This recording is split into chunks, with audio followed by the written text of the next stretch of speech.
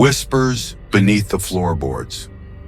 A family hears scratching and whispers from beneath their house until one night something knocks back. There were always sounds in the old house on Crescent Hill. Not the normal sounds a 100-year-old house makes: creaking boards, shifting pipes, the occasional drafty whine through an ill-fitted window. These were different. They started small, barely noticeable. A faint scratching under the floorboards in the hallway outside the children's bedroom. The parents, Laura and Darren Hollis, thought little of it at first. Probably mice, Darren muttered one night, pulling his covers over his shoulder. But mice don't whisper. It was their daughter who first mentioned it. "I hear talking at night," Emily said one morning, poking at her cereal. Her eyes were dark with a kind of quiet fear that didn't belong on a 6-year-old's face. Laura looked up from her coffee. "What kind of talking, sweetheart?" Emily shrugged, her tiny fingers curling around her spoon. "Like whispering from under my bed. Maybe it's your brother playing tricks." Laura glanced at Tyler, who was 12, currently nose deep in his phone. He shook his head without looking up. "I don't go near her room," he said flatly. "Not after what I saw last week." Darren raised an eyebrow. "And what did you see?" Tyler hesitated, then slowly he looked up. There was someone under the hallway floor. It had been a cold Thursday night, the kind that soaked into your bones even with the heat on. Tyler had gone to the kitchen for a drink. As he passed the hallway, the old one that led to the back of the house and dead-ended near the crawlspace hatch, he'd heard it, a long dragging sound beneath the floor. And then the whisper, right beneath his feet. He stopped, crouched down, and listened. "Tyler!" It was his name, drawn out, wet, like something gurgling through mud. He hadn't told anyone right away. Figured it was a dream, a trick of the pipes maybe. But now with Emily saying she heard the same thing, his stomach turned. Darren and Laura tried to laugh it off to keep things light for the kids' sake. "This house is just settling," Darren offered. "Old houses make weird noises. And Emily, maybe you just dreamed it." But that night the sounds returned. More insistent this time.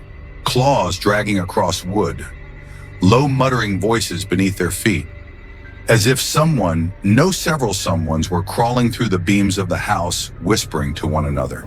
Or worse, whispering to them. By the end of the first week, they could no longer pretend it was their imagination. Darren lay in bed staring at the ceiling while Laura gripped the sheets, both of them frozen. It was 2:14 a.m. The scratching had started again, but now it was closer, right under their bed. And then came the knock. 3 sharp raps beneath the mattress. "Knock, knock. Knock, knock, knock," Laura screamed. Darren bolted upright, pulling open the drawer for his flashlight. He dropped to his knees, peered under the bed. Nothing. But the knocking moved. Down the hallway, past the kids' rooms, into the kitchen. Always beneath the floorboards. The crawl space beneath the house hadn't been touched in years. Darren had only gone down there once when they moved in 4 years earlier. It was cramped, filled with old bricks, pipes, tangled wires, and the skeleton of what might have been a raccoon. But after that night, he knew he had to check.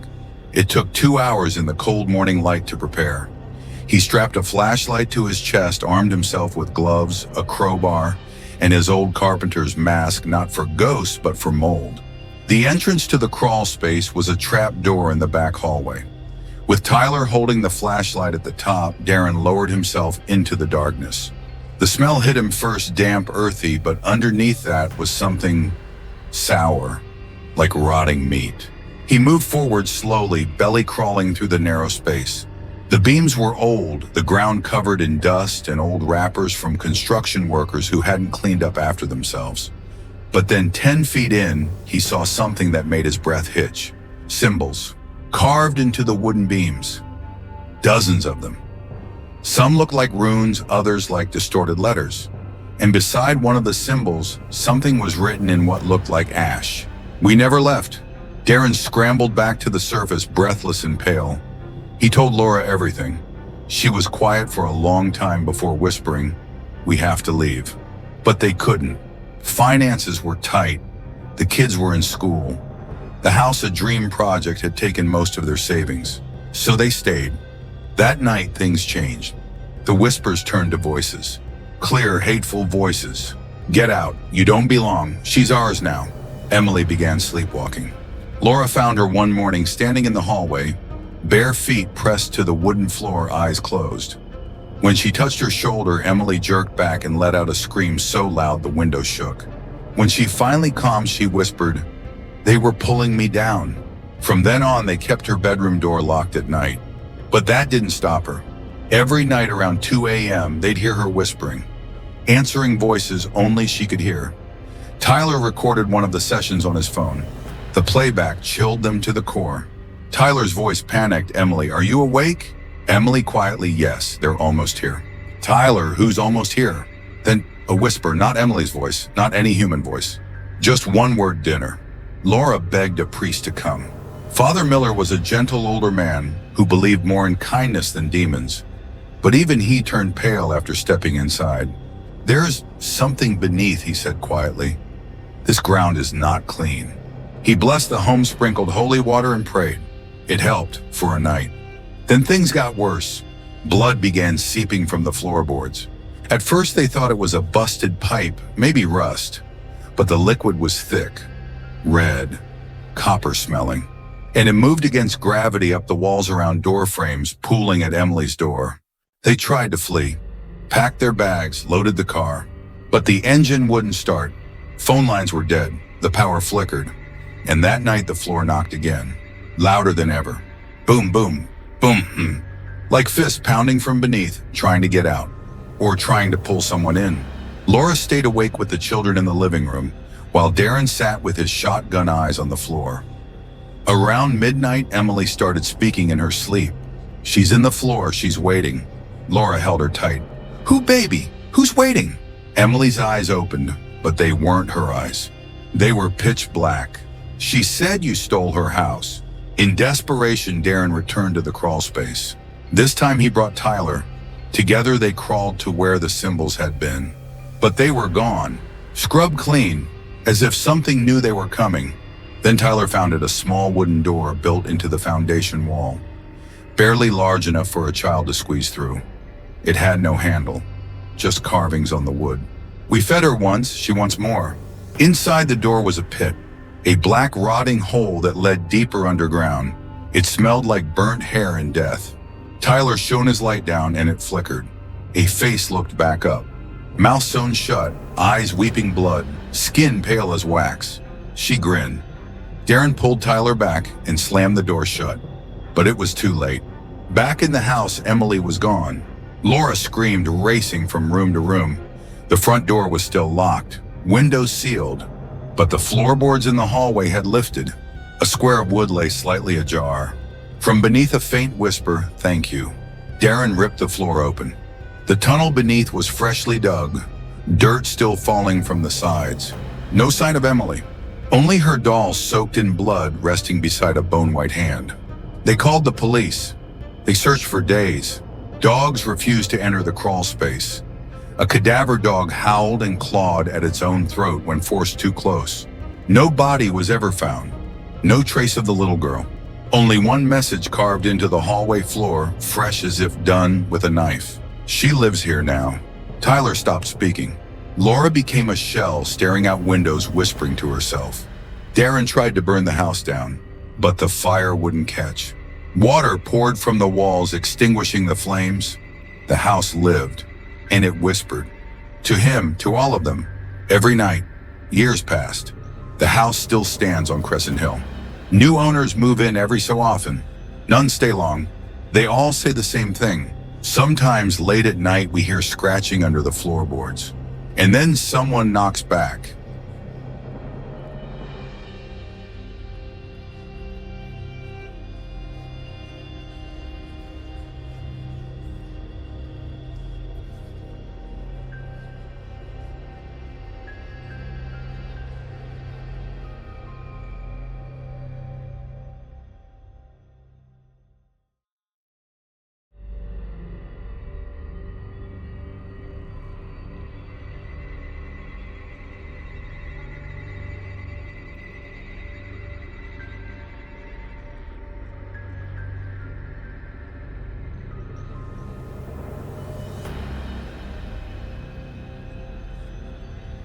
woman at the window. A traveler checks into a remote guest house and sees the same pale woman staring from his window every night. Despite being on the 12th floor, the snowstorm hit faster than the forecast predicted.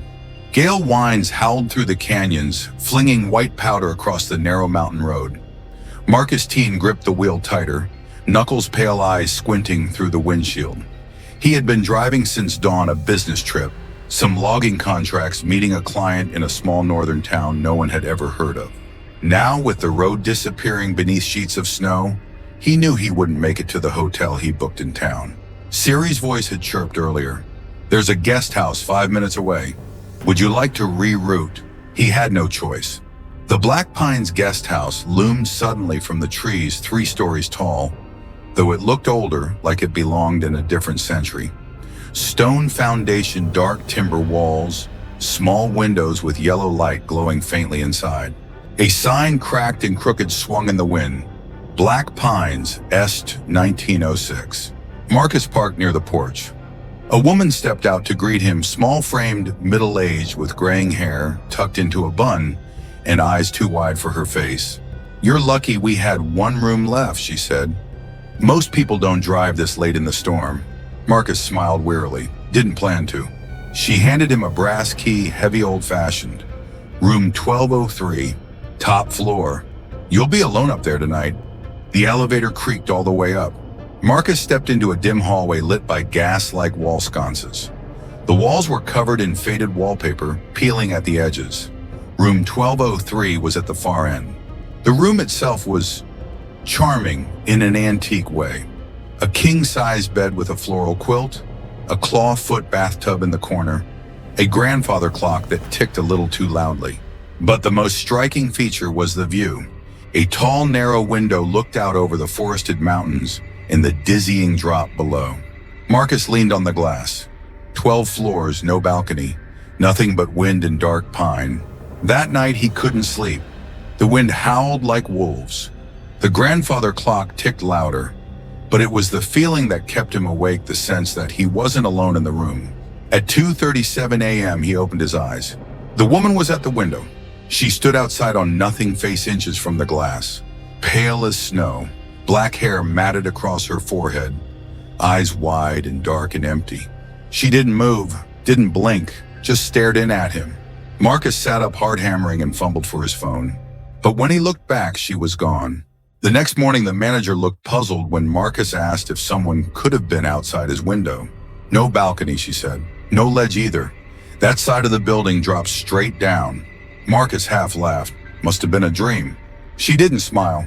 The second night he locked the window, drew the curtains, did everything short of sleeping with the lights on. Still at 2:37 a.m. he woke with a jolt. The curtains moved. Wind shouldn't reach the 12th floor, but they swayed like something had brushed past them. And on the other side, a shape, a woman's silhouette. He yanked the curtain back. Nothing. Just the mountain and the snow. But on the glass, 5 pale fingerprints, long and narrow, from the outside. By day 3, Marcus was drinking coffee like water running on fumes and nerves. He tried to find another room, but the roads were closed, storm worse than before, guest house full, nowhere else to go. That night, he set up his phone to record. He placed it on the nightstand facing the window. 2:37 a.m. He woke to silence, stillness. The room was cold. The clock wasn't ticking anymore. He looked at the window.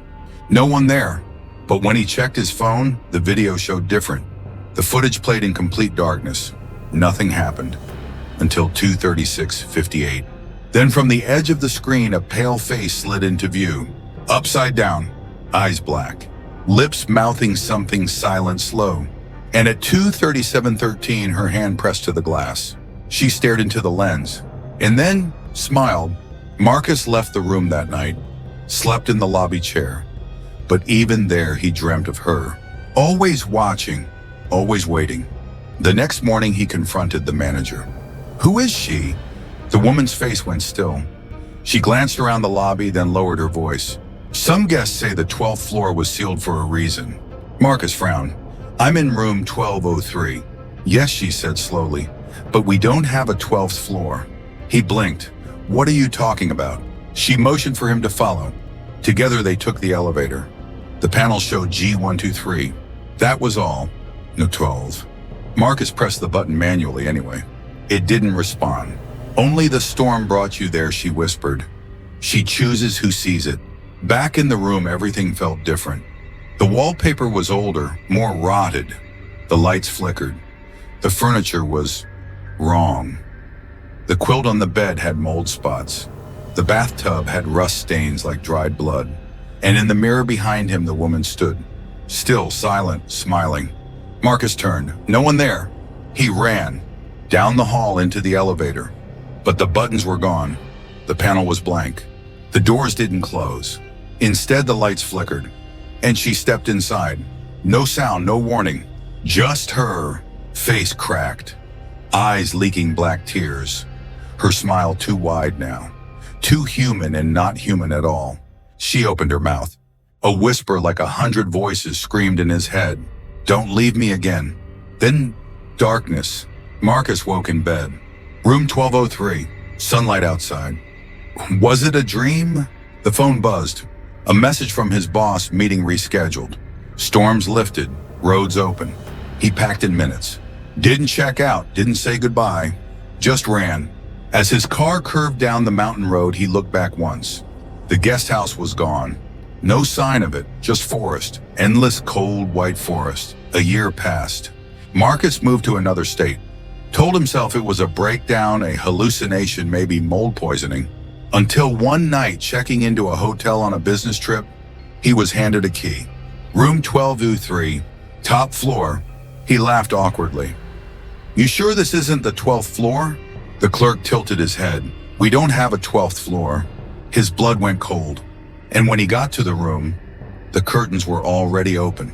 She was waiting at the window, smiling.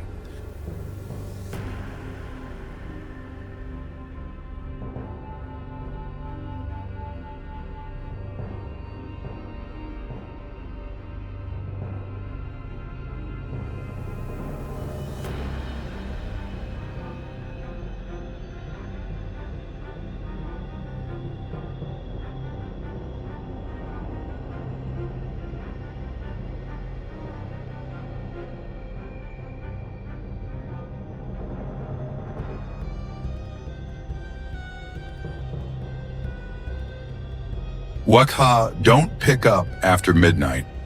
A girl keeps getting calls from her own number, and the voice on the other end knows things no one else could. It started the night Mia forgot to silence her phone.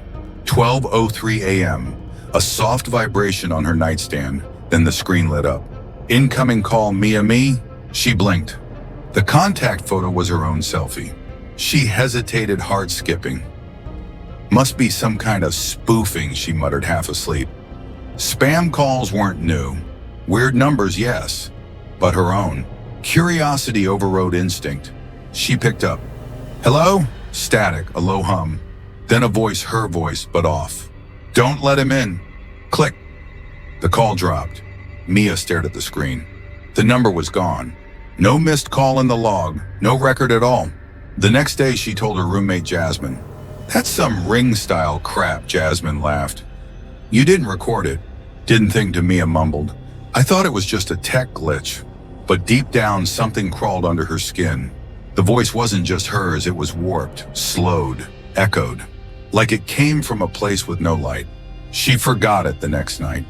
Watched Netflix with Jasmine until 11, brushed her teeth, scrolled through TikTok under the blanket. 12:04 a.m. Incoming call, Mia me. Again. Her finger hovered. Against every rational thought, she answered. Hello? Silence. Then, he's watching you sleep. Click. This time she did check the logs. Nothing. No call, no timestamp. She went cold.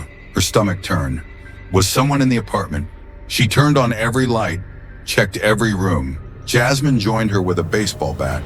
No one's here, she said. Mia, maybe it's just stress. But that night, Mia didn't sleep. She stared at the phone until sunrise. The third night, she turned her phone off. Completely off. She placed it face down on her desk, then curled into bed exhausted. Midnight passed. 12:07 a.m. Her phone rang. While powered off. It vibrated violently, screen on, her name blinking again. Incoming call, Mia me, Mia screamed. Jasmine rushed in. What's happening? Mia held up the phone, hands shaking. It's calling me. While it's off. They recorded it that night. Jasmine set up her phone with the camera pointed at Mia's device. Same thing. 12:03 a.m. the call. Jasmine picked up this time. Who is this? Silence. Then the voice. She dies if she answers again. The lights flickered. A glass shattered in the kitchen. They slept with the lights on, clinging to each other, breath, shallow hearts racing. Mia called the phone company the next morning. No ma'am, your number hasn't been spoofed. There's no record of any incoming calls around that time. But I have video. Video's not our system. I'm just telling you what the logs say. Can you trace? There's nothing to trace. The fourth night, Jasmine was gone, staying at her boyfriend's place. Mia sat in bed, phone powered off, window locked, every mirror covered. 12:01, 12:02, 12:03. Incoming call, Mia me. She didn't answer, just stared. The phone vibrated once, twice, 3 times, then stopped. She exhaled, shaking. Safe. Until her other phone rang. Her burner phone, the one no one had. And the screen said, Mia me. She screamed and threw it across the room. The voice echoed from the speaker even before it hit the floor. You broke the rules. The power cut out. The room went black. From the hallway, slow footsteps, bare feet on cold tile. Mia covered her mouth, heart hammering. Then a whisper from behind the closet door. Why do you ignore yourself? She ran. Out of the apartment, down the stairs, into the street, barefoot, shivering breath, steaming in the cold night air. She stayed with Jasmine for a week. Blocked her own number, changed phones, changed service providers. No calls, until the 7th night. Jasmine's phone buzzed at midnight. Incoming call, Mia me. Jasmine screamed and threw it away. But Mia across the room was already bleeding from her nose. Stop answering, Mia croaked. It wants you to listen. They went to the police, showed the videos, the logs, everything. The officer leaned back, jaw tight. You're not the first. Mia's eyes widened. What? The cop looked around, then lowered his voice. We've had 5 cases like this. All women, all late 20s, all started getting calls from their own numbers after midnight. What happened to them? He didn't answer. Just slid a folder across the desk. Inside 5 obituaries. That night, Mia recorded everything. She set up 3 cameras, one facing her bed, one at the window, one on the phone. Doit 3. The phone rang. She didn't pick up. 12:00. The lights dimmed. 12:05. The phone rang again. Same number, same name. 12:06. A new voice on the voicemail. You left her in the well. Mia froze. That wasn't possible. It was a dream she'd had as a child. A nightmare. She was standing beside a well in a forest, and a little girl was inside screaming for help. Mia had run, never looked back. How could the call know that? She went to a therapist, a priest, a psychic. None of them helped. The priest said it was a demon. The psychic said it was her own soul trying to punish her. The therapist gave her sleeping pills. That night, she didn't wake up for the call, but her neighbor did, and he never woke up again. His body was found the next morning, eyes wide open, face contorted, hand frozen as if holding an invisible phone to his ear. No wounds, no cause of death. Only one thing out of place. His phone showing a missed call from Mia me. Mia ran. New city, new name. Burned the phones, deleted all accounts. Lived offline. No digital trace. Months passed. No calls. She started to believe it was over. Until she walked past a store window and saw a phone on display ringing. She froze. The name on the caller ID, Mia me, and her own voice whispered from the speaker inside the store. You can't run from yourself. That night, back at the motel, she sat in silence. Then her laptop turned on by itself. A Zoom window opened, and there she was, her face, staring, smiling. The other Mia, you finally answered.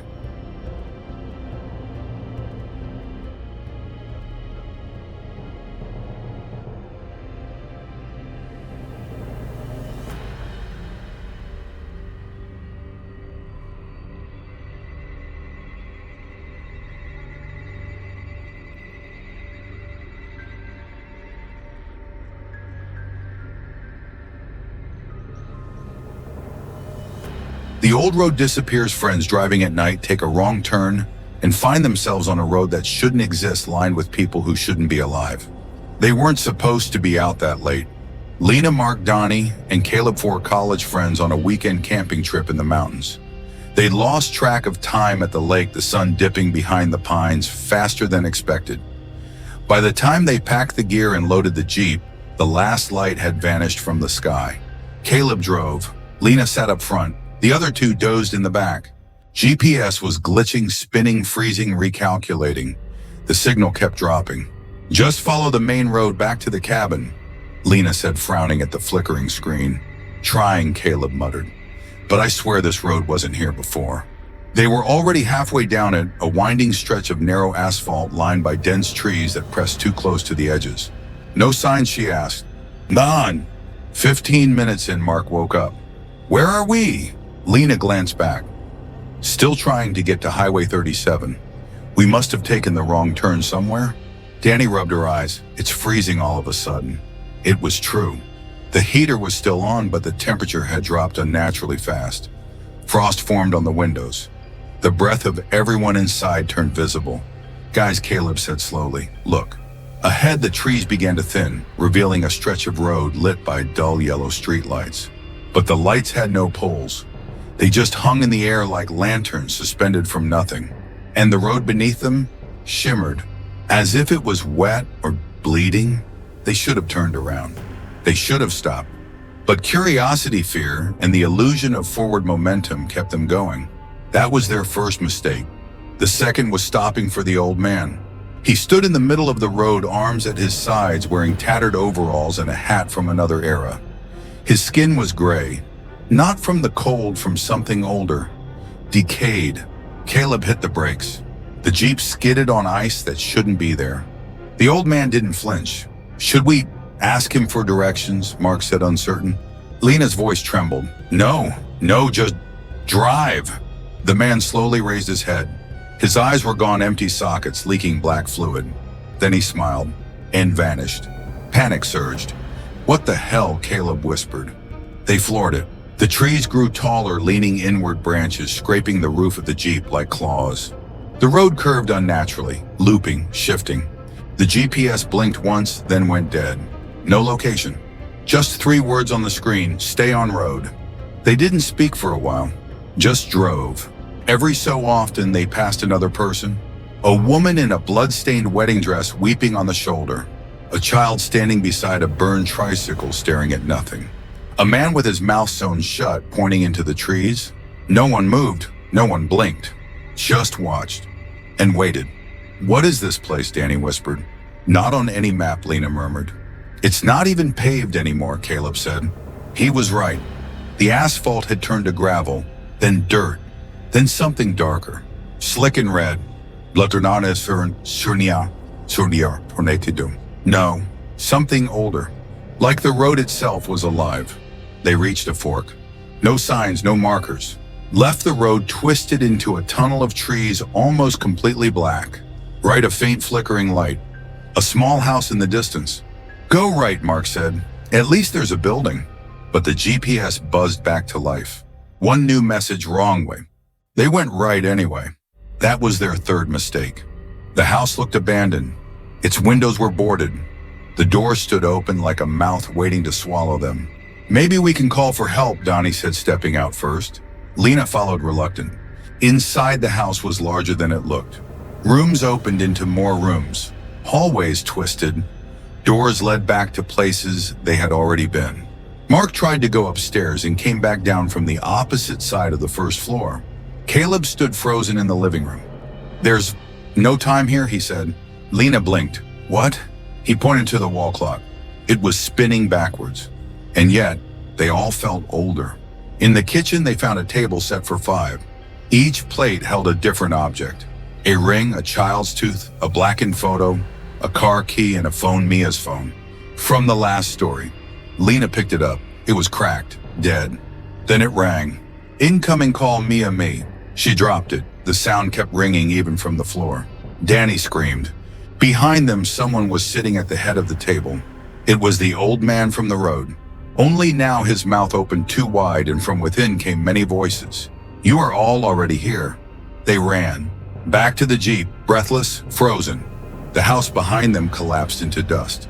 Literally, it just disintegrated like ash caught in the wind. But the road was gone. Just a field now, empty, no tracks, no direction. Where's the car?" Mark said, spinning. It was right here. Lena found it first, 20 feet away. Half sunken into the earth. Tires melted, windshield cracked.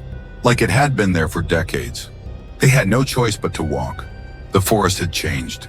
No moon, no stars, just thick blackness. And shadows. Shadows that moved when they didn't. Caleb disappeared first. One moment he was behind them.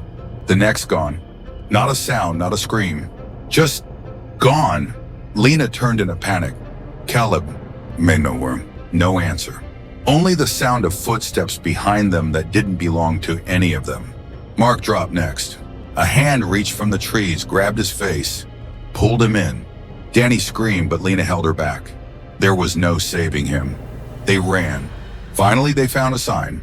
A wooden post, hand-carved, barely readable. It said, "Return if you can." Below it, an arrow pointing down a narrow footpath. They followed it. The forest began to shift. Sounds of birds, a breeze, light, actual light. They broke through the trees into a clearing and found the Jeep, right where they'd left it. Clean, untouched, engine still warm. They looked at each other. No words. They got in, drove. It wasn't until they reached the cabin that they realized Danny was still holding something. The photo from the table. Blackened, burned, but the image visible now. All four of them standing in the clearing, smiling. And behind them, the old man, smiling too.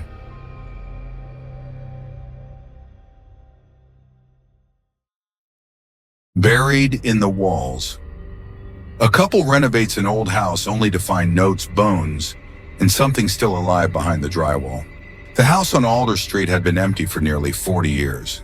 Boarded windows, vines growing up through the porch, roof sagging like a broken spine. It was exactly what Ben and Clara wanted.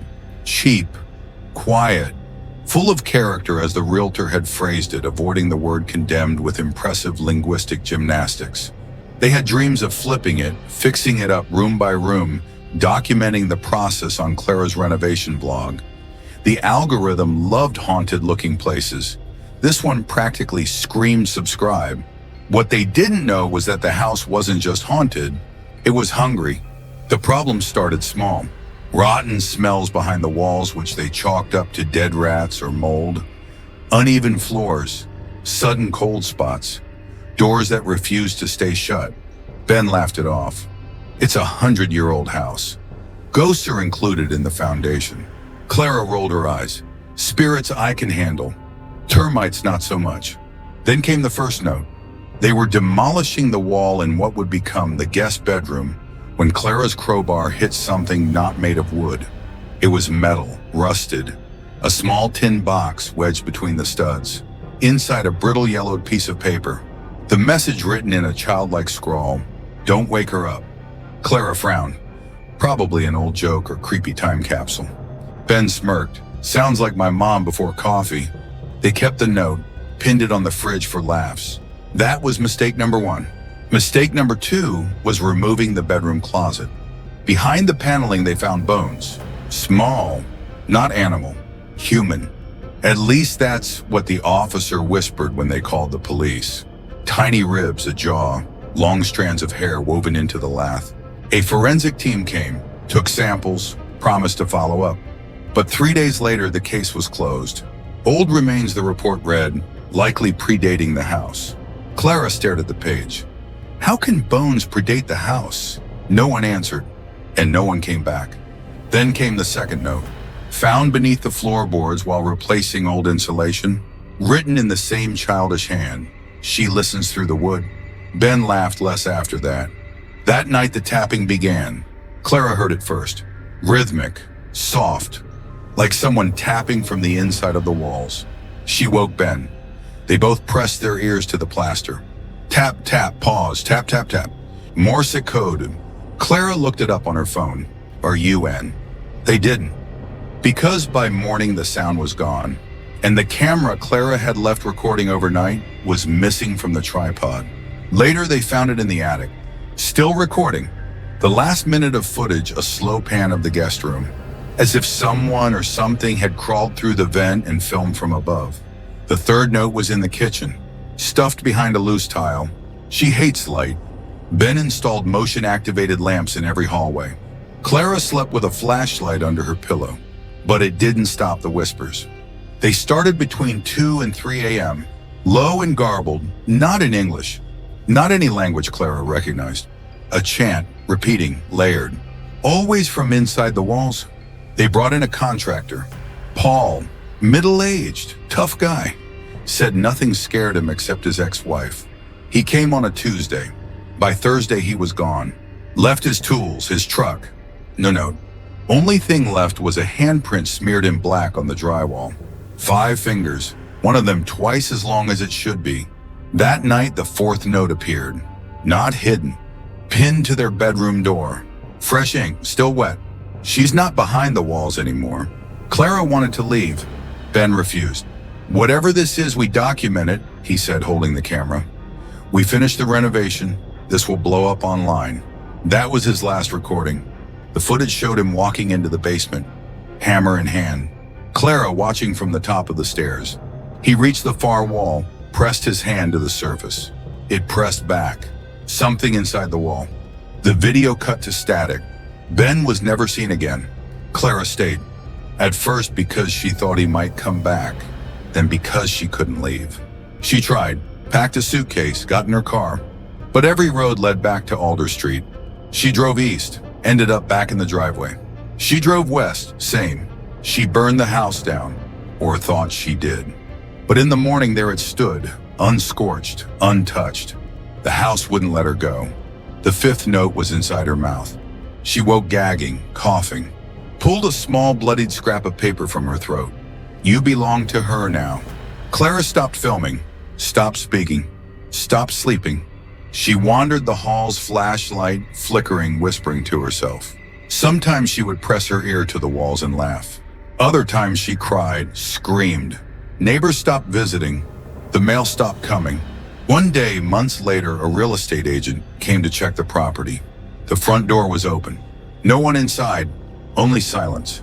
And a single note pinned to the fridge, written in Clara's handwriting this time. She's in the walls, I'm in them too. And if you stand in the guest bedroom late at night and put your ear to the wall, you'll hear tapping, whispers, breathing. And if you're unlucky, you'll hear your name.